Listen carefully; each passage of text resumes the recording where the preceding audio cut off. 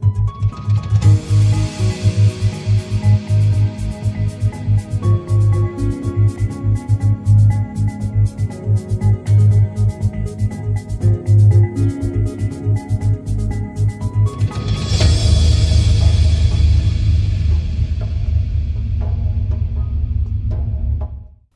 de medios Banana Export invierte la publicidad de su marca de manera segura en el grupo de medios número 1 del sector bananero de Ecuador.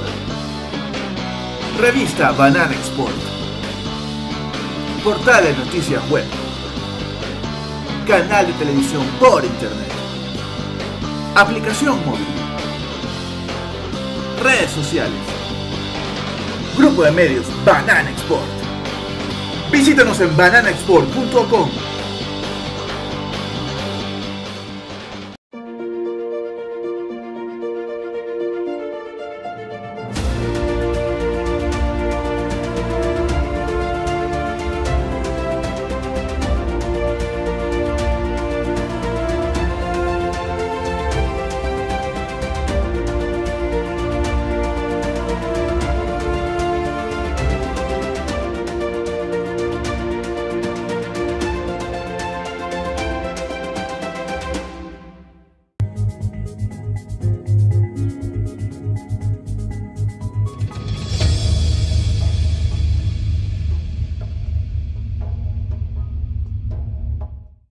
Muy buenos días, amigos, bienvenidos a las noticias del sector del banano correspondiente para la presente fecha, viernes 6 de mayo del 2022. Vamos a compartir importantes informaciones con nuestros seguidores de la página de facebook.com/revista Banana Export. Tenemos informaciones de primera mano. Lilibet, muy buenos días, bienvenida. ¿Qué tal, Clever? Buenos días amigos. Es un gusto poder compartir nuevamente con ustedes. Enseguida presentamos la noticia del momento, del 11 al 13 de mayo, Acorbac 2022.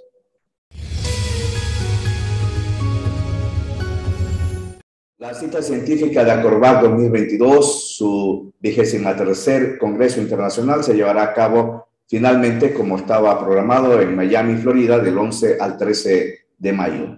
El evento había venido siendo pospuesto por razones del COVID-19, pero finalmente, ante el aflojamiento de las medidas cuarentenarias en la mayoría de los países, se fijó la fecha del 11 al 13 de mayo para esta cita científica.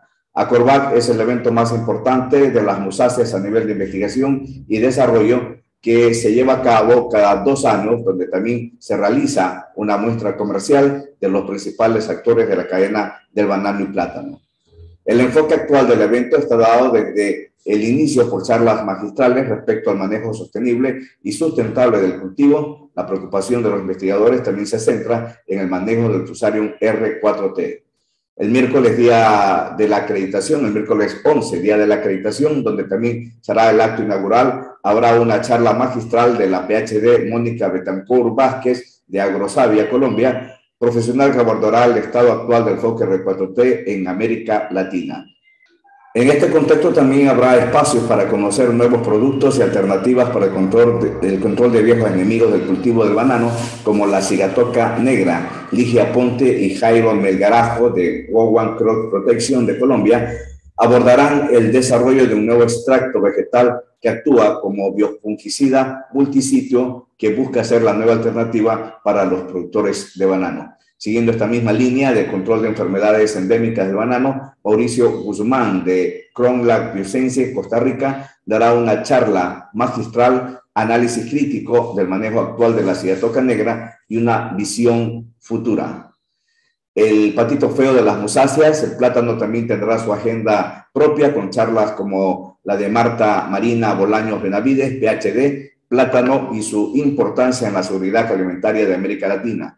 Para el cierre del viernes 13 de mayo se ha pensado en temas como la agroindustria y mercados. En este día, Thierry Lescaut, Debus Liekek y Carolina Dawson abordarán en un coloquio el interesante tema del acceso al mercado europeo, la sostenibilidad en el centro del debate. Uno de los temas más esperados, recursos genéticos, calidad de semilla y biotecnología. Este temazo será abordado en un coloquio denominado mejoramiento genético para la búsqueda de resistencia a Fusarium R4T. Participarán en este coloquio Fernando García, PhD, Agustín Molina y Exxon Perito Amorín.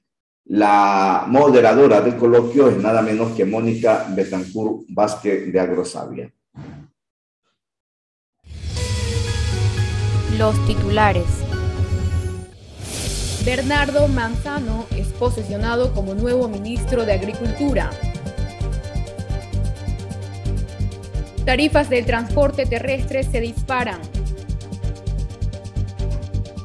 MSC consolida su posición como primer transportista de contenedores del mundo. La fusión de los puertos de Amberes y Zeebrugge crea un nuevo líder.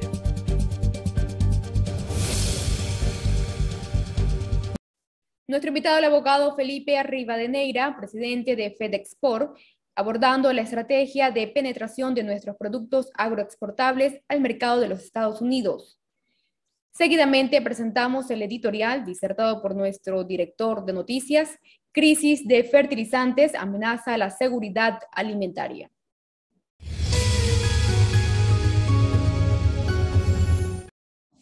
Antes de la invasión de Rusia a Ucrania, poco sabíamos de este último país, a de no ser por las noticias de los días que precedieron la invasión, en el sentido de que Ucrania quería formar parte de la Unión Europea y luego ser un miembro de la Organización del Tratado Atlántico Norte.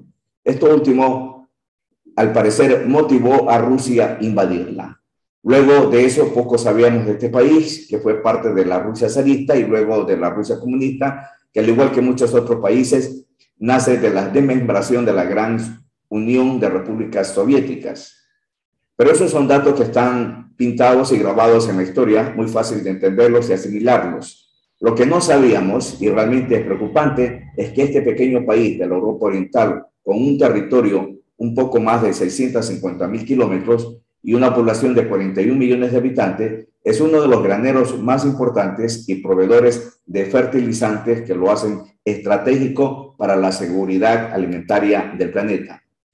Junto con su invasor, Ucrania, suman aproximadamente el 55% de las reservas de fertilizantes que gravitan decididamente en la producción mundial de granos básicos para la alimentación del planeta: arroz, maíz, soya, algodón, cebada, entre los principales. Al menguar la oferta de estos fertilizantes como resultado de la guerra, el mundo se está viendo con un incremento en sus costos como no se había visto antes. En el caso no consentido que Rusia se anexara a Ucrania, el poder de Rusia respecto a los fertilizantes sería de un impacto global que podría poner de rodillas a cualquier nación. Y en este momento se nota ya una preocupación de los productores y las naciones en general por lo que acontece con estos productos estratégicos de la producción alimentaria mundial que han puesto en jaque la continuidad de la agricultura tal cual la conocemos en estos momentos. Tardará mucho tiempo para que los productores asimilen la pérdida de elementos como la potasa, el nitrógeno, la urea, sin que medie de por medio una hambruna que puede llevarnos al límite de aguante mundial y las naciones se vayan en contra del agresor. No queremos ser fatalistas respecto a la inseguridad que se ha creado en el escenario de una pérdida de la oferta de los fertilizantes y su repentino repunte de precios, pero es un boomerang que puede regresarle a Rusia con una fuerte estocada belicista por parte de Occidente que preferirá la guerra a la muerte por inanición.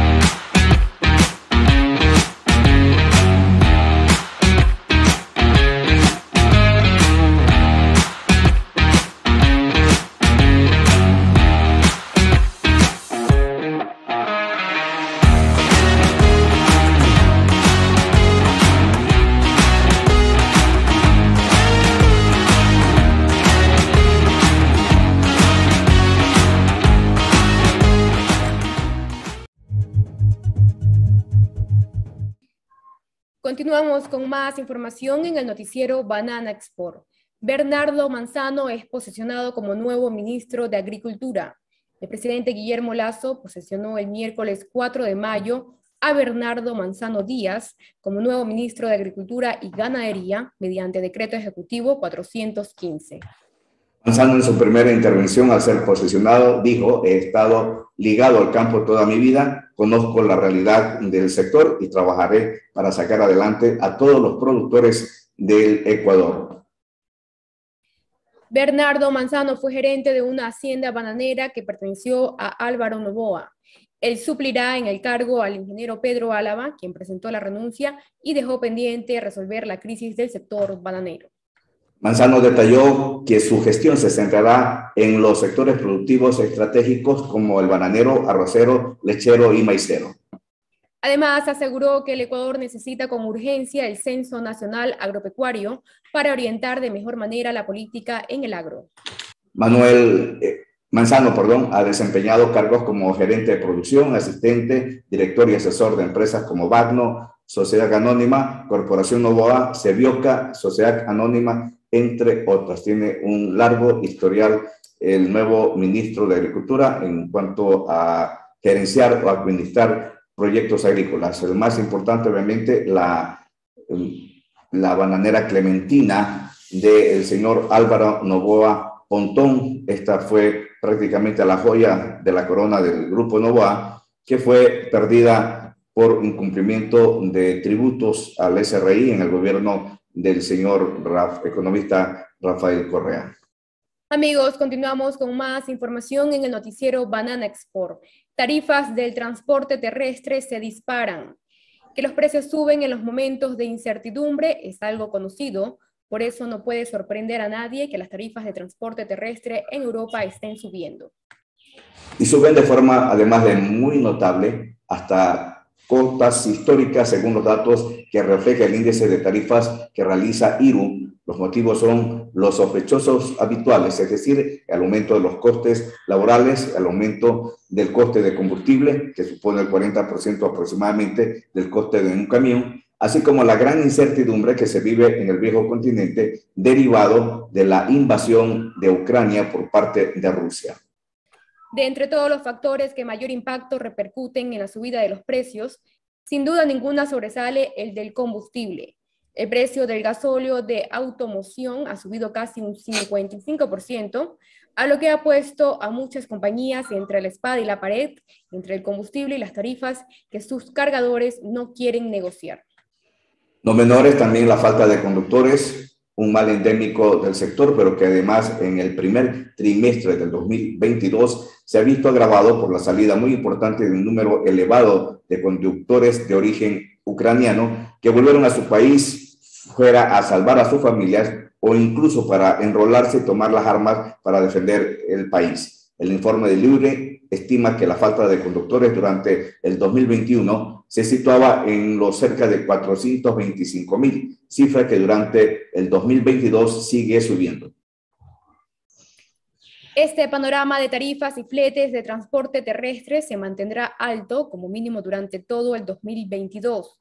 Únicamente es posible que pueda aligerarse un poco en función de la evolución de la invasión de Ucrania. Pero si seguimos lo que indican muchos analistas de un conflicto largo, podemos estar ante un escenario de tarifas altas durante no solo el 2022, sino también el 2023 y 2024. Recuerden, amigos, seguir las noticias e informaciones del sector de banano a través de la página de facebook.com/revista Banana Export. Saludos a todos nuestros seguidores en las diferentes provincias de producción de la costa del banano y también en países como los centroamericanos, donde tenemos una gran audiencia. Continuamos con más información en el noticiero Banana Export. MSC consolida su posición como primer transportista de contenedores del mundo.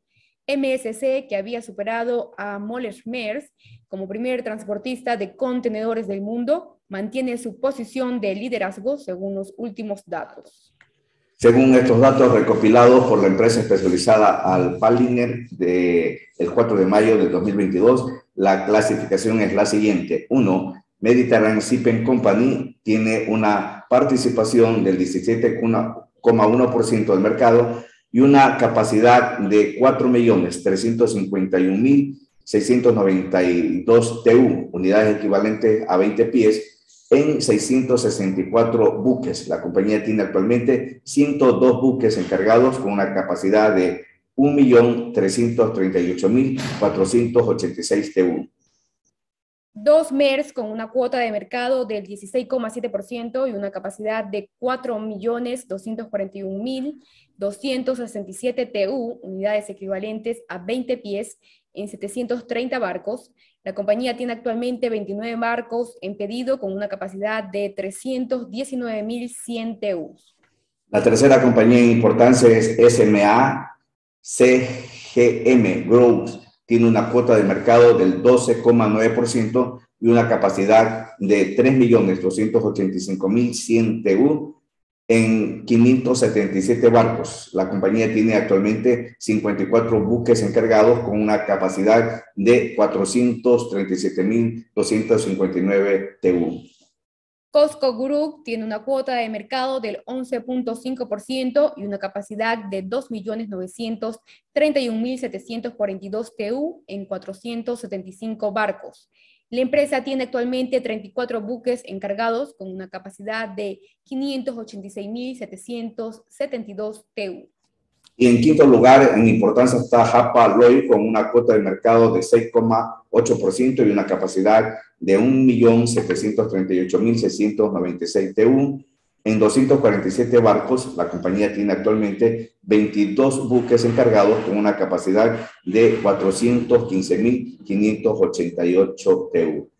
Hay que mirar también que estas compañías navieras en importancia, las 5 primeras compañías navieras en importancia, sumarían en el año 2022 una ganancia extraordinaria de aproximadamente 300.000 millones de dólares. Esa es la cifra que se estima por parte de los analistas del sector naviero que estas compañías recaudarían de los servicios de transporte de carga, a pesar de que no es que hayan mejorado los servicios, porque en algunos casos se han empeorado, y no precisamente porque ellas no tengan la capacidad de movilización, porque han incrementado su capacidad de carga a través de nuevas adquisiciones de barcos y están enlistados una gran cantidad de barcos con capacidades, incluso entre las primeras 3 compañías, estamos hablando en MSC, Imers, barcos post-Panamá con capacidades realmente importantísimas que sobrepasan pues la de los buques pequeños. Pero la tendencia también es las compañías de menor proporción en el mercado o de participación en el mercado. Estamos hablando, por decir algo, las últimas, COSCO, Hapag-Lloyd, COSCO y SMA. Estas se están decantando por buques con menor capacidad de TU, es decir, más pequeños para rutas que también son importantes en el mercado, no así en el caso pues de MSC, que busca barcos con una capacidad mucho más grande que transporten las rutas transnacionales, diríamos, ¿no? Rutas como, por ejemplo, hacia los Estados Unidos o los Estados Unidos hacia América en un solo paquete o en un solo embarque. Las otras están buscando la sinergia del negocio con rutas más pequeñas y obviamente barcos mucho más pequeños que al final del día podría dar la solución para el transporte, para la logística del mercado interno. Pero lo que sí es totalmente inaceptable, se podría decir, en el contexto de la ética del negocio naviero, es las ganancias sobremedidas de estas compañías que sobrepasarían los 300.000 millones de dólares. En el 2020 y el 2021, las ganancias de estas se acercaron más arriba de los 100.000 millones de dólares. En el 2021 las ganancias extraordinarias llegaron a 110.000 millones de dólares, según esta misma compañía Alpalmer, que es la que hace el seguimiento, obviamente, de inversiones y ganancias que se puedan dar en el sector naviero. Amigos, continuamos con más información. Enseguida damos paso a nuestra sección de entrevistas. Reducción de participación del Ecuador en el nicho de banano orgánico en el 2021 en los Estados Unidos debe preocuparnos. Aunque tenemos un aproximadamente del 40% de la participación del banano orgánico en los Estados Unidos, la reducción del 5% en el 2021 debe preocupar al país, sostiene el abogado Felipe Rivadeneira, presidente de FedExport, quien analizó este y otros temas del mercado de banano con Bananexport. Escuchemos.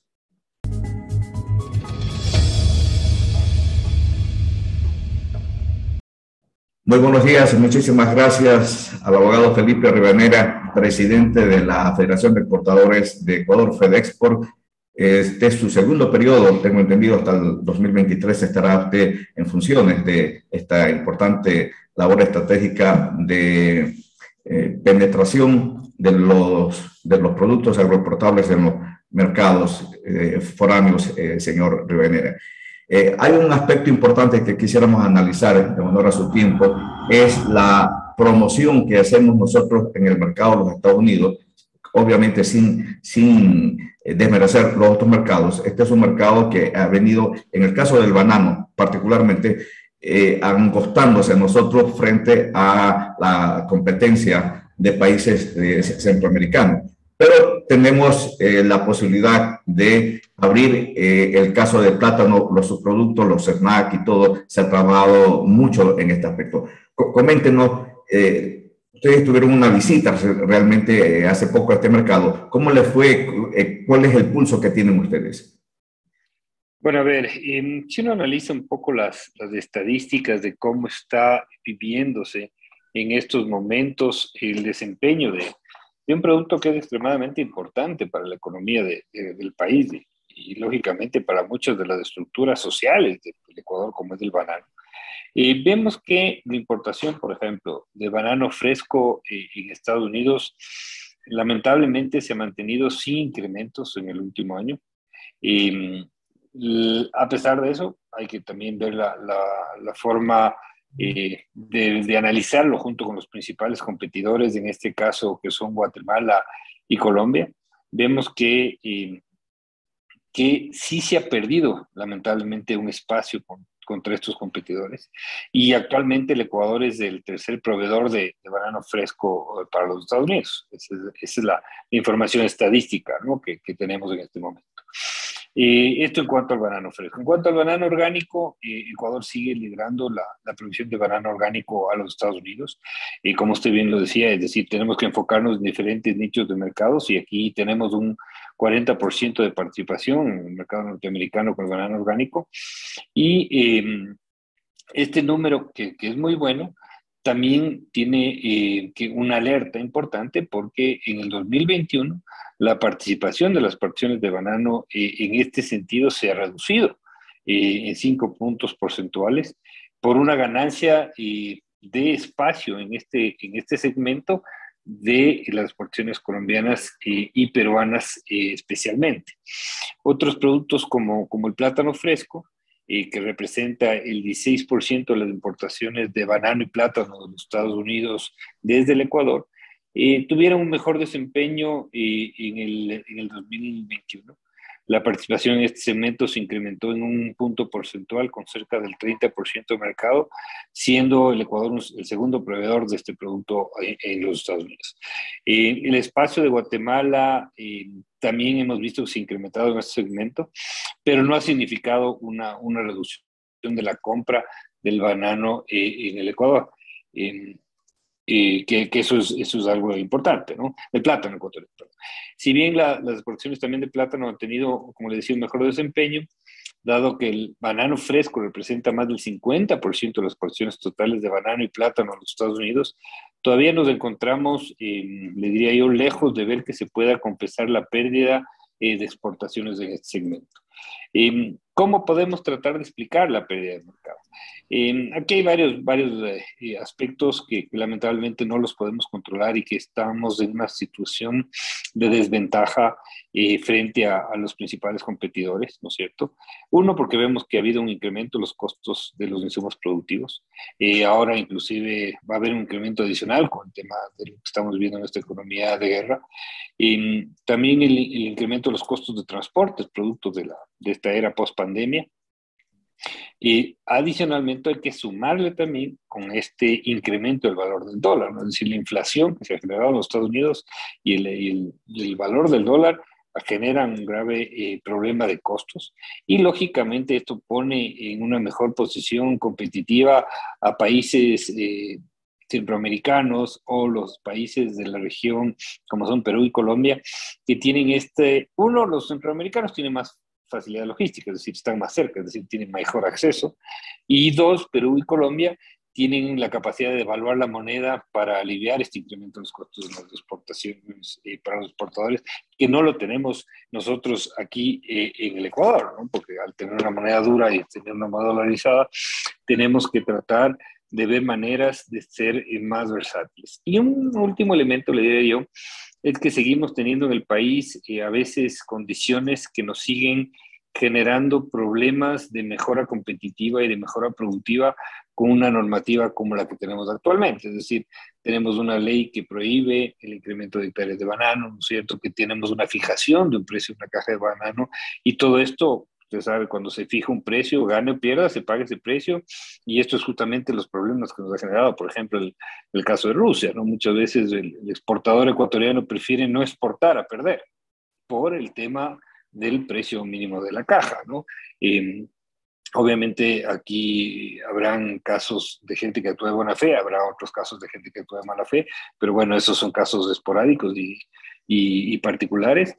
Pero el hecho de que el precio vaya fijado a lo que sucede en el gobierno, perdón, no en el gobierno, sino en el mercado internacional, ayudaría a que la economía se transparente de mejor manera. Esto en el caso del país no sucede y genera graves problemas, primero para incrementar esta capacidad de oferta exportable, que no se la puede hacer, sino solo se la puede incrementar a través de aumento del proceso productivo y de mejora productiva para esta manera ser más eficaces en los límites de hectáreas que se tienen, ¿cierto?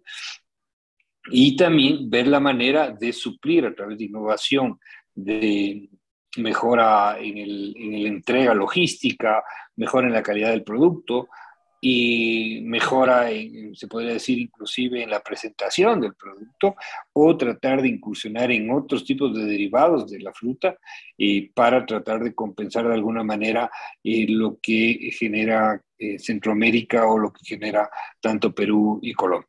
Claro, usted ha señalado dos aspectos importantes. El uno, en el sentido de que los productores están limitados por una ley del banano de no poder seguir sembrando y expandiendo el área de siembra. En el caso del producto banano y específicamente, bueno, en el caso del banano orgánico sí está liberado.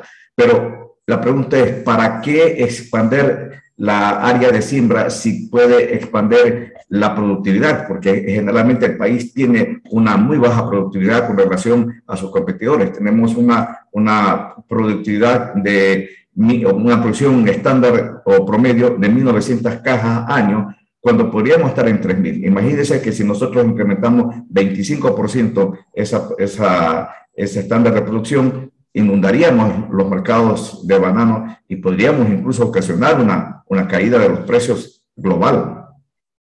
Sí, usted lo ha dicho muy bien, ¿no? Yo no me pretendo hacer aquí el experto en temas ya desde el punto de vista tan técnico y para eso yo creo que existen justamente los voceros adecuados en el sector de banano, el clúster bananero y los gremios afiliados a FedEx porque saben del tema mucho más al detalle. Pero también la lógica nos indica que el hecho de tener este tipo se podría decir, de camisas de fuerza, no permite que el mercado se regule solo. Y eso es importante. Sí creo que también hay una alerta. Yo creo que aquí, Cleber, usted lo ha dicho muy claramente. Yo creo que el sector bananero tiene que hacer una inversión muy fuerte y muy grande en cuanto a mejorar su productividad para tener que diferenciarse o poderse diferenciarse de alguna manera, porque la competencia está ahí. Y la data que le dije al inicio está claramente establecida, ¿no? Es decir, esa pérdida paulatina de participación en el mercado en los Estados Unidos, hablando específicamente, de alguna manera tiene que darse la vuelta, ¿no? Entrar en el segmento de los chifles, de los chips, etcétera, no es un segmento fácil. Se compite con industrias enormes y muy grandes, inclusive con también los otros países, pero de alguna manera ha habido empresas ecuatorianas que las han hecho bien y que pueden buscar segmentos, ¿no? Usted lo mencionaba, justo ahora que estuve en Nueva York y en Nueva Jersey visitando las cadenas de supermercados, la verdad que vi mucho más productos centroamericanos, les soy sincero, en cuanto a lo que es chips y no tanto mercado ecuatoriano, en cuanto a este segmento nostálgico que fue un poco donde me enfoqué. Sin embargo, yo creo que sí se puede buscar de alguna manera con alianzas con otras empresas, tratar de innovar todo el día, todos los días en este aspecto, en este segmento, ¿no? Es un desafío, no pretendo aquí venir a darle la respuesta a la problemática, porque esto es algo que creo que se tiene que analizar con innovación, pero sí hay unas alertas muy importantes, que yo creo que esto no es nada nuevo para quienes estén en el sector, y así me lo han sabido transmitir, y son alertas que hay que ver la manera de darle la vuelta para poder seguir posicionando un producto tan importante del país y donde hemos sido líderes por muchos años, por mucho tiempo en el mundo entero, ¿no? Bueno, pero donde ustedes sí pueden trabajar o donde ustedes sí pueden aportar mucho es en la búsqueda de alianzas con esos mercados. Precisamente la Federación de Exportadores creo que tiene un pool de negociadores o consultores internacionales que otean el panorama a nivel internacional y atisban pues si hay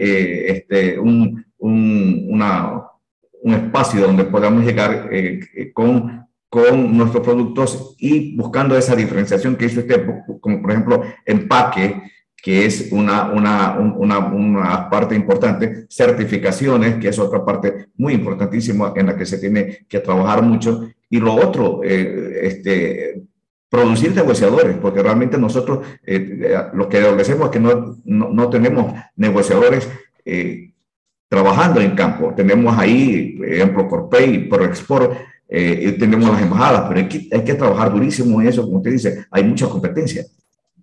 Sí, y yo desde la federación siempre he sido muy claro en mencionar que esto es un trabajo que si bien se puede apalancar mucho de temas de las oficinas de ProEcuador, de las embajadas, etcétera, pero esto es algo que le corresponde al privado, ¿no? El privado es quien tiene que ir a golpear esas puertas, ir a generar esos lazos, esos vínculos a través de la mejora, como usted bien lo dice, Clever, ¿no?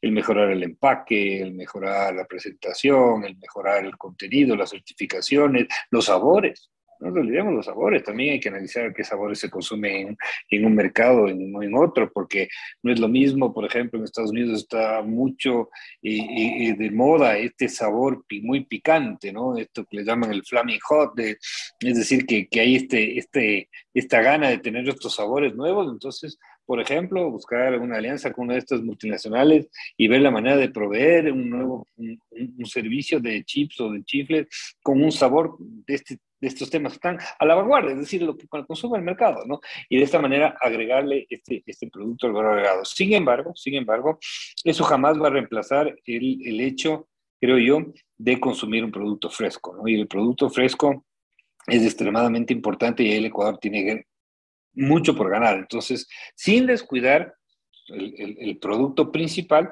ir trabajando en otras alternativas que pueden ir generando mayores ventas y que sean negocios adicionales a las exportaciones tradicionales si se pueda dar. Y también, lógicamente, ver la manera de ir innovando en los costos. Es decir, nosotros ya sabemos lo que tenemos, sabemos del dólar, sabemos las situaciones en las que estamos, pero siempre hay un margen para ir innovando con nuevas tecnologías, con mejor producción, para tratar de reducir esos costos y ser competitivos frente hacia los mercados internacionales.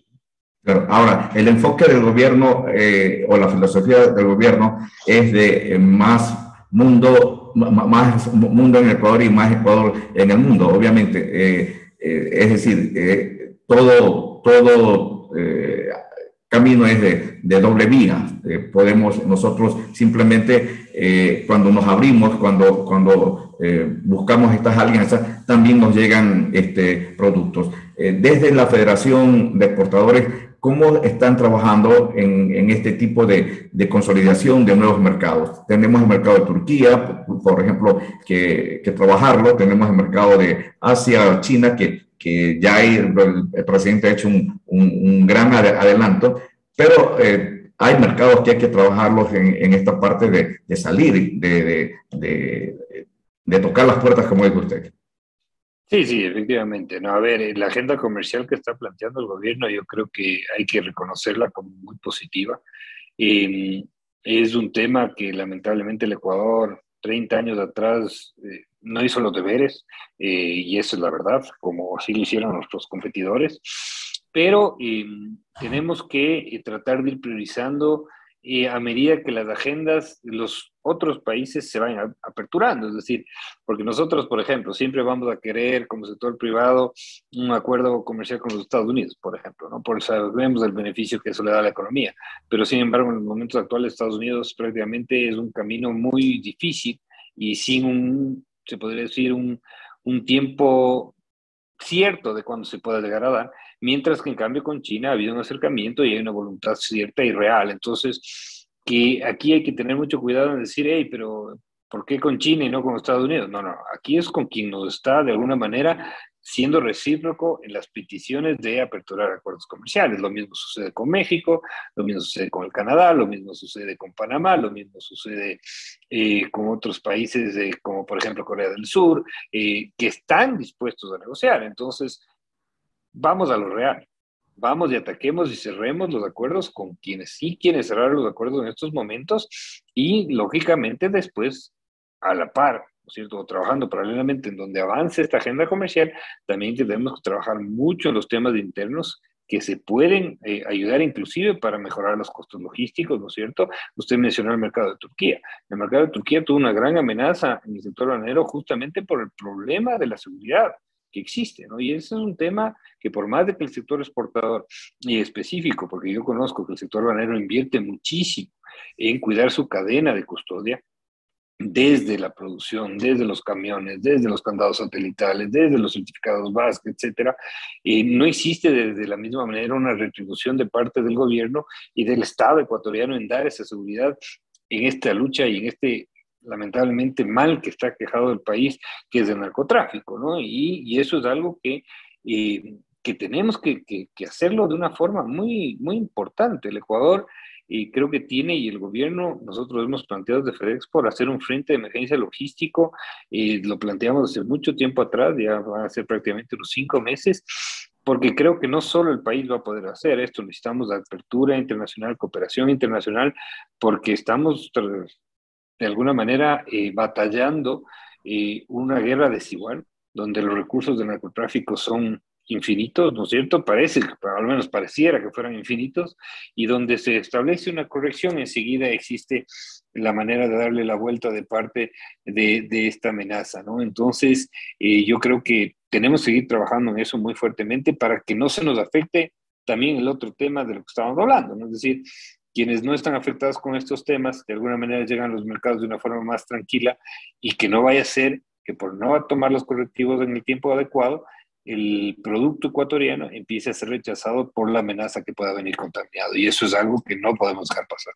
Claro, y en la parte técnica, como por ejemplo el drawback, ¿cómo nos ayudaría o cómo beneficiaría al sector privado exportador para mejorar su competitividad? A ver, el drawback es un tema que la federación lo pidió en el 2014, lo conseguimos, se lo otorgó lamentablemente por un periodo de tiempo muy corto, que fue de 6 meses, y es una herramienta muy importante que justamente busca solucionar los problemas que se dan en los mercados o en la competitividad, que son extraordinarios. Para eso tiene que ser visto y concebido, y así se lo fue planteado.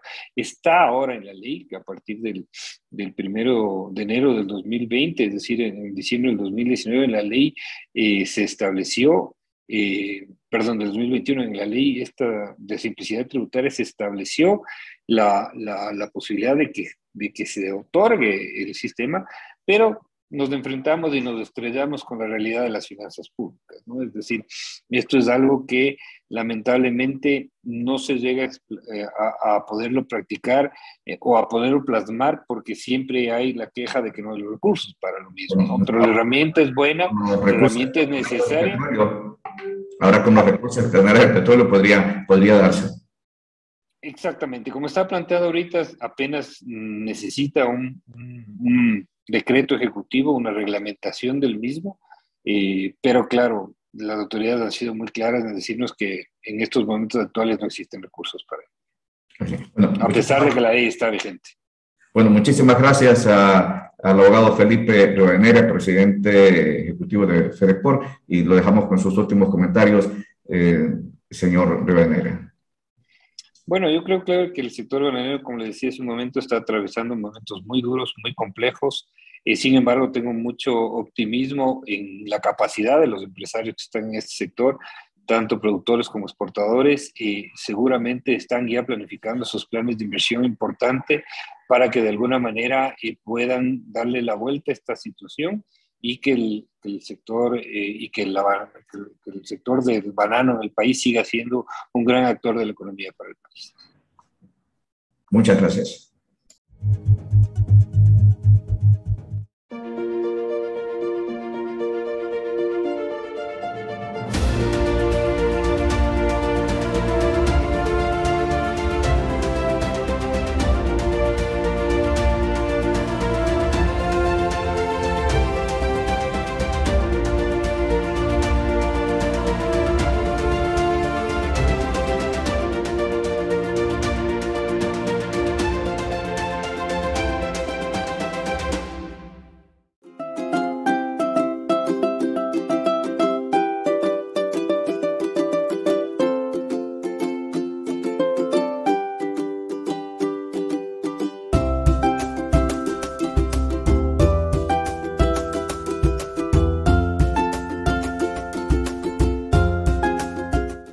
De medios Banana Export. Invierte la publicidad de su marca de manera segura en el grupo de medios número 1 del sector bananero de Ecuador. Revista Banana Export. Portal de noticias web. Canal de televisión por internet. Aplicación móvil. Redes sociales. Grupo de medios Banana Export. Visítanos en bananaexport.com.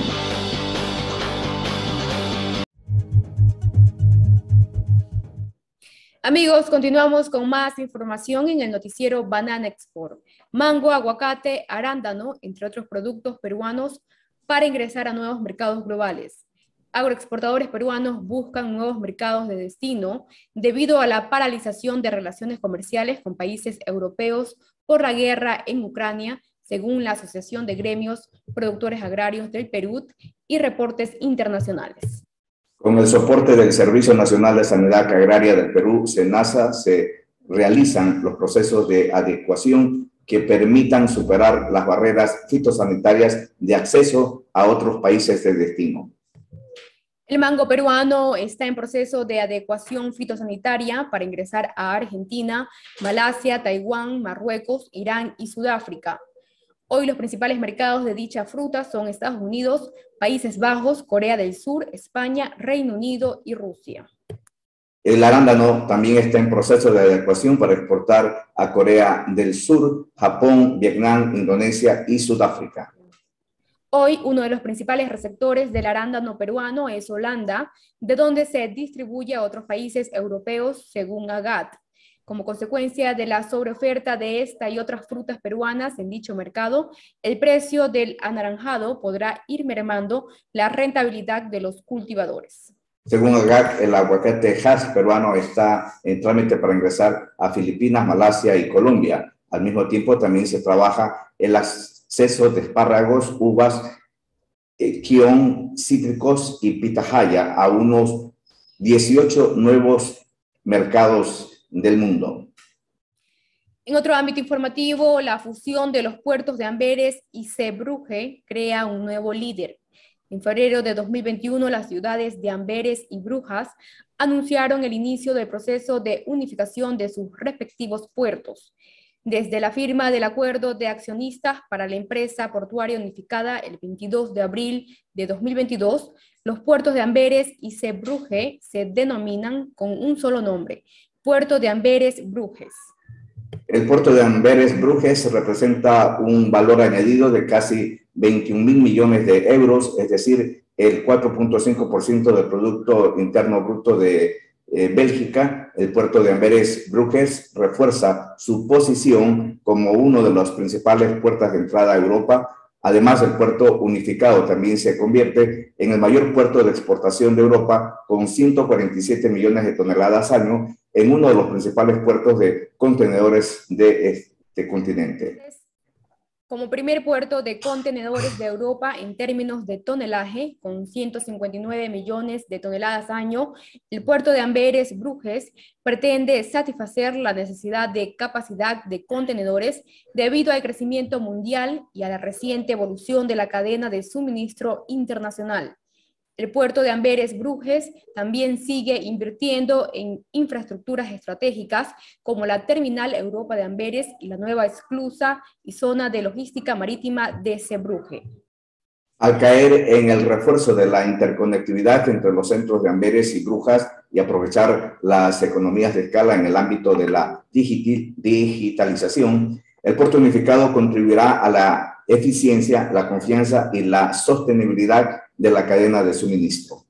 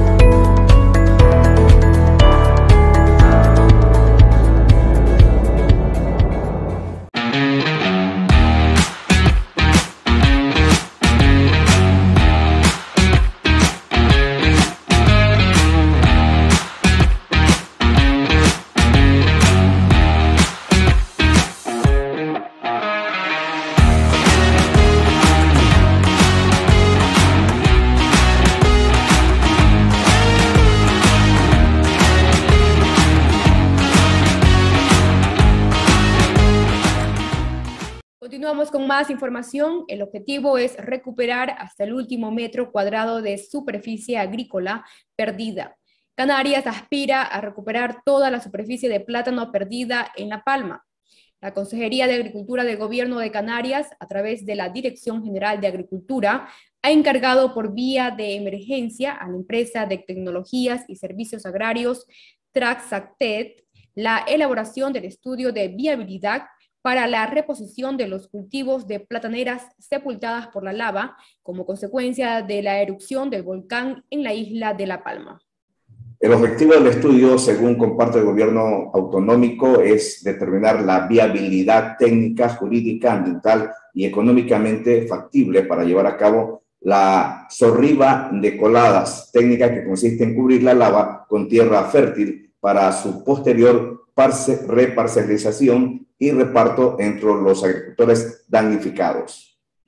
El estudio va a tratar muchas cuestiones, ha señalado la consejera de Agricultura del Gobierno de Canarias, Alicia Van Ostende, que ha añadido que tienen que resolver cómo reparcelar o redistribuir, cuáles serán los costes y sus efectos medioambientales. Van Ostende ha desarrollado la cronología del estudio que ha sido presentado el miércoles anterior y se encuentra en la fase de catalogación de las infraestructuras destruidas para que en un plazo de 8 meses, contando con las conclusiones sobre la viabilidad de la recuperación de los cultivos afectados, se empiece a trabajar. El presidente de la Asociación de Organizaciones de Productores de Plátanos de Canarias, Asprocan, Domingo Álvarez, ha cifrado en 228 las hectáreas sepultadas durante la erupción, repartidas entre unos 500 propietarios que ahora deben consensuar proyectos colectivos para dar una solución viable. Adicionalmente, desde Asprocan se ha señalado que el contenido de la iniciativa de estudio es adecuado y coincide con lo previsto por el sector, pero dice necesitar que se reduzcan los plazos para evitar el abandono del cultivo por parte de los agricultores ante la necesidad de supervivencia y la especulación sobre los suelos de cultivo. La consejera de Agricultura ha enfatizado este martes que el objetivo es recuperar hasta el último metro cuadrado de superficie agrícola perdida en los plataneros afectados por la erupción del volcán. Recuerden, amigos, seguir las noticias del sector de banano a través de nuestra página web www.bananexport.com. También pueden seguir a través de los diferentes chats que compartimos y a la vez los invitamos a que ustedes compartan una vez que les lleguen. Y obviamente a través de facebook.com/revista Banana Export. Continuamos con más información en el noticiero Banana Export. Gran potencial de crecimiento en el mercado alemán para las frutas exóticas de Ecuador, Colombia y Perú. La Oficina de Promoción de Importaciones IPD, financiada por el Ministerio Alemán de Cooperación Económica y Desarrollo, actúa como mediador entre los importadores alemanes y los exportadores de tamaño mediano en mercados emergentes. Daniel Opperman, especialista en abastecimiento y mercados de frutas y hortalizas frescas, nos habló con Fresh Plaza de la importación de arándanos, aguacates y mangos desde Ecuador, Colombia y Perú a Alemania y Europa, así como de otras tendencias como el cultivo ecológico en los países mencionados. Refiriéndose al mercado de las bananas, dijo lo siguiente: el mercado de las bananas es y seguirá siendo un mercado difícil. Los precios bajos afectan a los productores desde hace años y la guerra en Ucrania ha agravado la situación.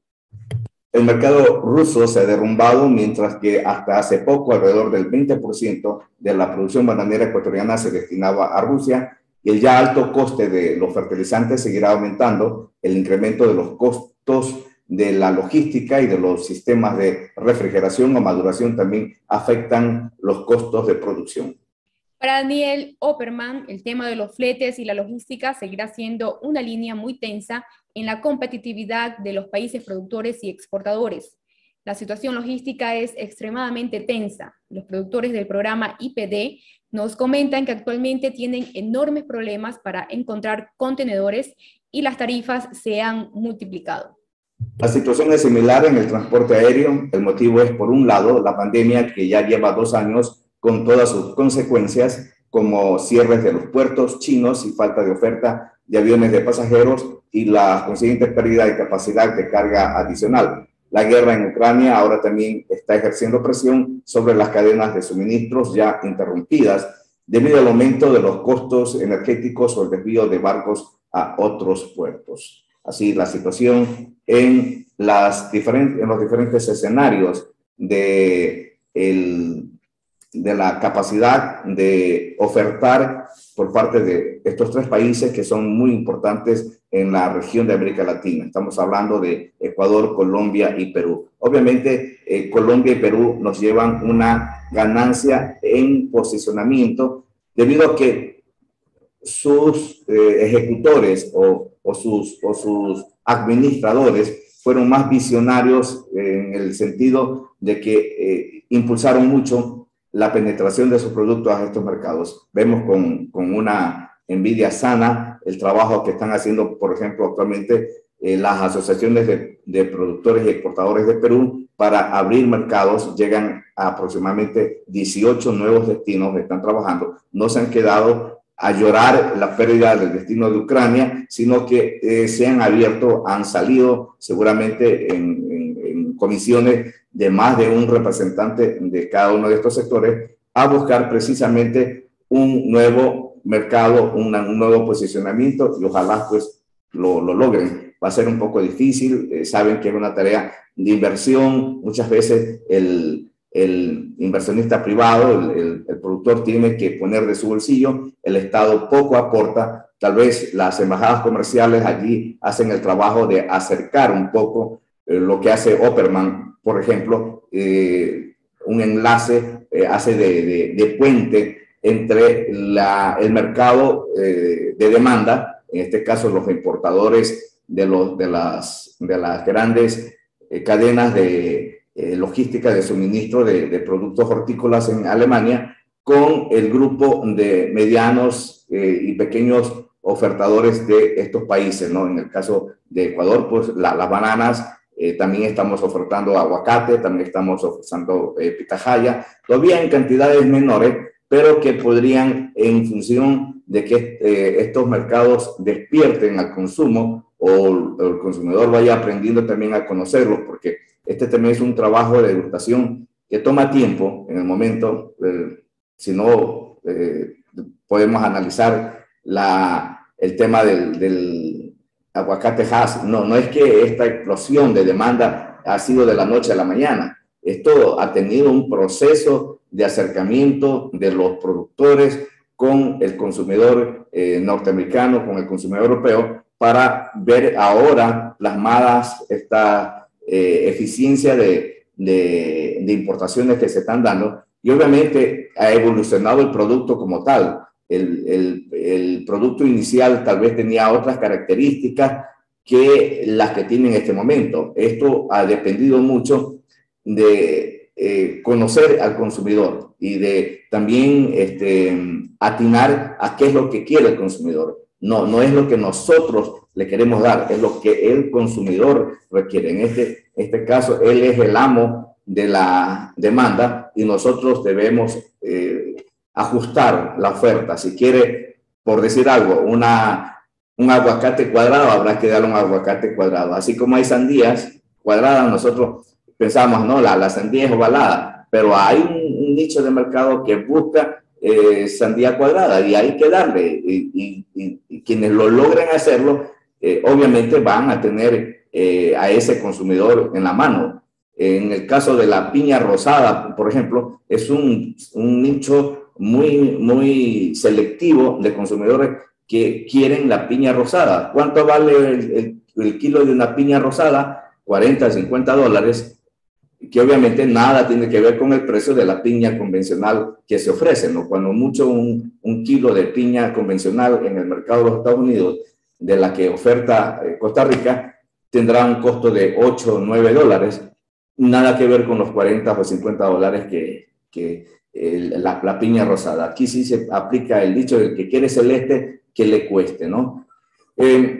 Voy a comentar muy brevemente también el tema de la designación del nuevo ministro, el señor Bernardo, el ingeniero Bernardo Manzano Díaz, quien finalmente se desveló. Había mucho misterio por parte del presidente de la República y yo creo que este misterio estaba un poco auspiciado por el escenario que se vivió en las últimas semanas con el tema del banano, la presión que ejercieron las asociaciones de productores, tanto la Federación Nacional de Bananeros como ABO, la Asociación de Bananeros Orenses, respecto a la búsqueda de una solución. Y esta búsqueda de solución estaba dada por dos aspectos muy importantes.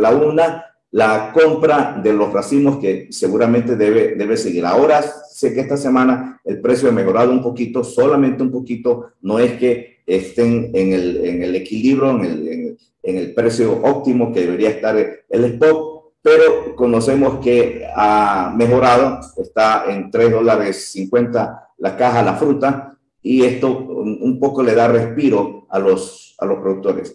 Entiendo que la demanda también se mantiene en Europa y esto también favorece mucho pues, el tema de los precios del spot. Habrá que repensar en una mesa de diálogo con el nuevo ministro de Agricultura cuáles serán las estrategias a largo plazo, no las estrategias a corto plazo, porque definitivamente las a corto plazo nos darán un vuelco en el próximo año con problemas muy similares, ¿no? Debemos dejar de hacer lo mismo que hemos estado haciendo para no obtener los resultados iguales que hemos tenido en los últimos años. Es decir, solamente buscar un anclaje en el precio, en el PMS, sino que ya mirar el negocio bananero como un negocio en el que se incluyan estrategias de comercialización que beneficien no solamente al grande productor o al pequeño productor, sino que a los dos niveles o a los dos polos de desarrollo, tanto el productor que tiene un porcentaje altísimo en el sentido de número de participantes. Estamos hablando más aproximadamente 8.000 productores que participan como pequeños y medianos productores, y específicamente en la provincia del Oro, que es la área de mayor conflicto al momento, porque tienen niveles de producción mínimos, porque tienen seguramente tecnología que está ya pasada de moda, porque tienen problemas de suelo, porque tienen problemas de luminosidad y una serie de problemas que se juntan y finalmente pues hacen una mala producción, una mala productividad que eleva los costos de producción. No puede haber ya productores, por ejemplo, con menos de 2.500 cajas por hectárea año, porque el equilibrio de la competitividad y rentabilidad no le va a alcanzar con menores a estos niveles de producción a un pequeño productor. Este pequeño productor tiene que apuntar o apuntalar su estrategia de tecnología a producir más allá de las 2.500 cajas por hectárea. Y no necesitaremos ya seguir sembrando con esa productividad, no necesitaremos seguir sembrando porque va a crecer el número de cajas de oferta. Al momento también ese es el otro tema de diálogo que tiene que abrir el nuevo ministro de Agricultura, es el tema de seguir cumpliendo con la ley de castigar a aquellas productores que sembraron sin la debida autorización. El castigo obviamente va por el castigo pecuniario de $600 cada caja y no permitir la siembra. Si es posible revisar la ley respecto a dar permisos para las siembras de banano orgánico, porque como vemos, si hemos retrocedido 5% en el año 2021, la demanda en los Estados Unidos, que es uno de los mercados más importantes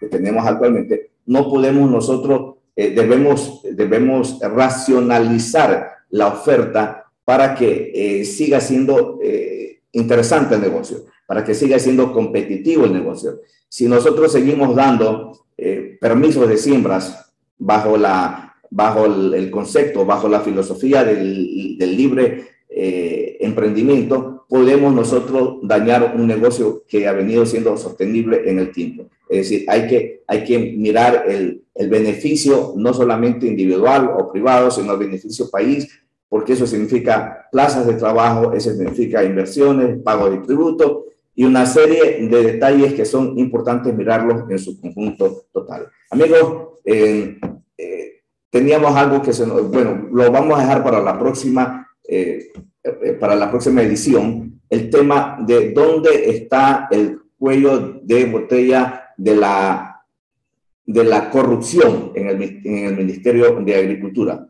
Tenemos declaraciones muy importantes del ex subsecretario de Musasia que la hemos reservado y que se las vamos a dar. Lo había querido hacer en esta edición, pero el tema no pierde actualidad. Así que van a quedarse un poquito con las ganas de conocer qué es lo que dijo el señor Gustavo Martínez, ex subsecretario de Musasia, respecto al tema de corrupción y dónde está y cómo se la puede limitar y cómo se la puede identificar para evitarnos. Esto será una excelente recomendación para el nuevo ministro, el señor Manzano Díaz, Bernardo Manzano Díaz, aunque él debe conocerla porque ya un hombre con experiencia sabe dónde poner el dedo para sacar la pus que existe en este Ministerio de Agricultura. Nos despedimos, estaremos el día lunes con más información. Hasta entonces, muy buenos días y feliz fin de semana. Amigos, así concluimos la programación del día de hoy. Que tengan un excelente fin de semana.